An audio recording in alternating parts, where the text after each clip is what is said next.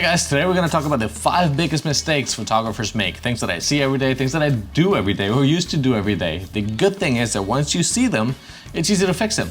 So whether you're starting out or have years of experience, let's dive in and let's see what you think of these 5 mistakes.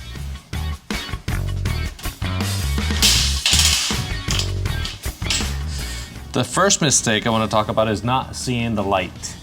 It's obvious, it's always there, but once you learn how to see light, shadow, depth, and how that affects your photograph, then it's game changer. Your photography is gonna wow.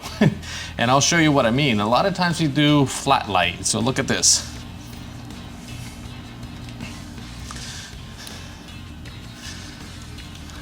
See, the light's coming from behind me, from the curtain, and yes, you're a little overexposed here. Let me adjust that. There we go. So even though there's some texture on the shirt here from the light, it's flat, it's boring. The shadows go with everything, they don't look that great. But if I go to the side, now it tells a different story. We get a shadow here, you get to highlight the shadow, so everything is just gonna look better and even more cinematic, if that's a term I wanna use here. But you see that? You see the shirt, how the shadows now are longer and they just look way better. When I'm this way, with flat light, you lose that depth, you lose that texture. So side light, backlight, all of those things, learn how to see the light so you can position the camera in the best way possible.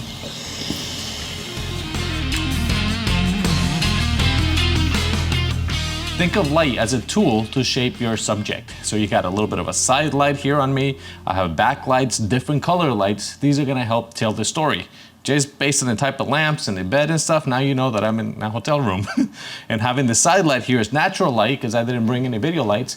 It also helps tell this story a little bit. I mean, I kind of ruined it by telling you, but anyway, be careful with light, where you position it, what color it is, does it tie everything together, and how that's gonna help you tell that story. Flat light is boring. Think of it as a piece of toast, plain white toast. There's nothing to it.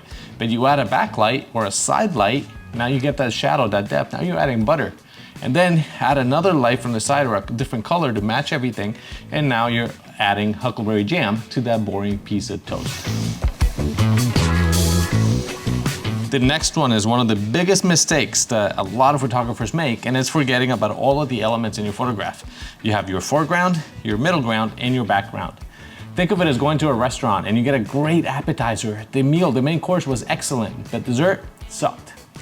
You're not gonna have a very good impression of that restaurant, not a very lasting memory, and that's the same thing when we're talking about photography. You wanna unite all 3 elements to tell the full story. And this is something that applies to every type of photography. If you're shooting landscapes, the foreground leads you in, then there's your main shot, and then there's the background. It tells you everything. So that's how you direct and create a composition that's gonna guide your view through the image. And it works the same whether you're shooting portraits, lifestyle, stock photography, everything. 90% of the time, this is gonna work. If you include a strong element in the foreground, whether it's blurry or not, just something to add to that story, then it's really gonna help you get a better photograph. If you skip the appetizer, then the whole meal feels incomplete. The next mistake is huge. Almost every photographer I know has done it and continues to do it to some extent. And it's ignoring all the elements in your images, those distractions, like that blue thing over there on the bed. What is it? Why is it there? I learned this lesson on a photography expedition to Peru, and the guide was Efrain Prado. He's a New Mexico-based photographer, great photographer, and he told a story about a time he had to shoot metal sculptures in New Mexico for a magazine. And he wanted to get a clean shot, something that represented his sculptures, that looked clean and good for a magazine cover. So he spent hours walking around these sculptures. There was trees, different things in the background. So you got the beautiful artwork here with branches coming out of it. Nothing looked great. He walked around every single one and couldn't find an acceptable shot until he looked up. So he got down on the ground, shot up, blue sky, beautiful artwork, simple.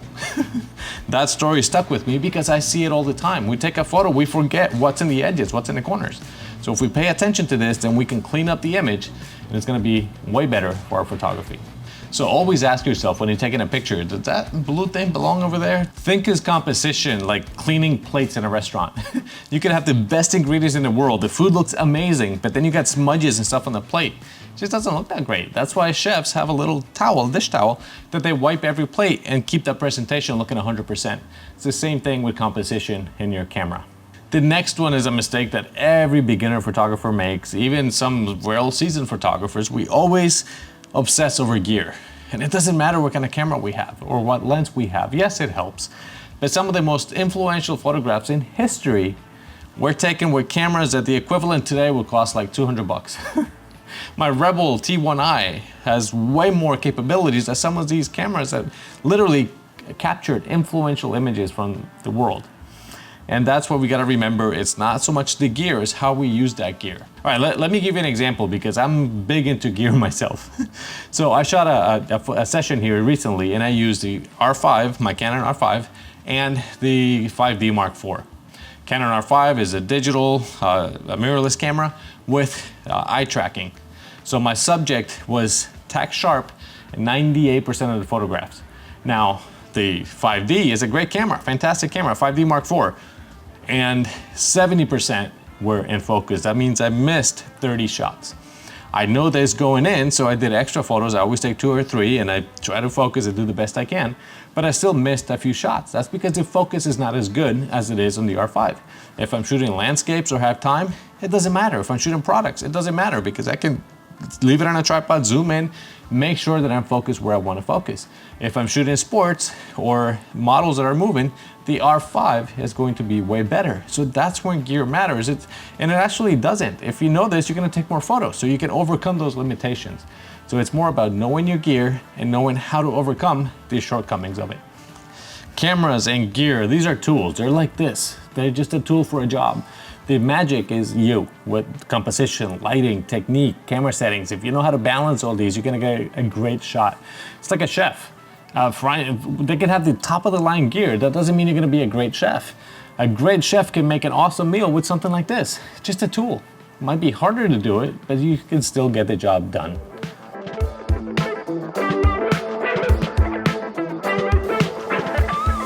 This next one is a huge one, and it is not processing your photos. A lot of people get this confused. Processing is when you shoot raw and you bring out all of that information back to life using Lightroom or whatever editing software you have.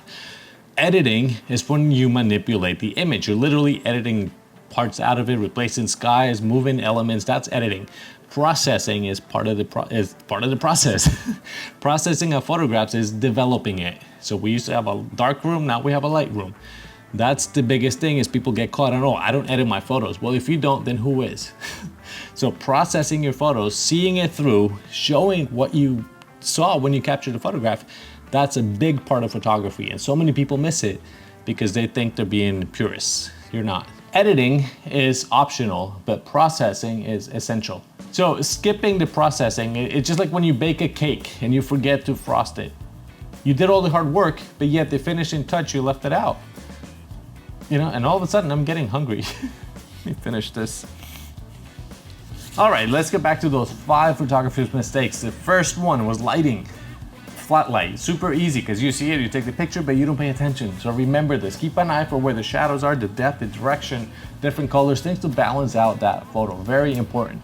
Number 2 was forgetting the elements, foreground, middle ground, background. All the elements are gonna tell your story. So make sure you include what's important in those photos and use that to direct the viewer's attention through your image. Number 3 was composition. Don't forget about things that clutter your photo. Get rid of those, whether in post or when you're taking a photograph. Things that distract. Remember, composition is not only about what's in your photo, it's about what you leave out of the photo. It's storytelling. Number 4 was obsessing over gear. Yes, we all do this, but a camera is not, it's nothing. A camera is just a tool that we use to get the photo. Yes, a better camera is gonna make it a lot easier to get that shot, but it's not gonna guarantee that you're gonna get it. And number 5, number 5 was ignoring the most important step out there, which is processing. You do all the hard work, you have to see it through.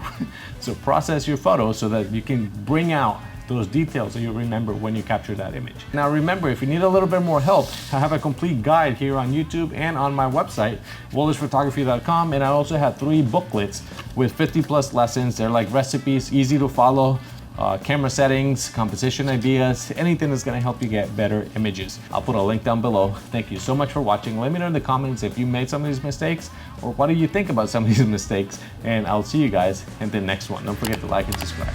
Bye.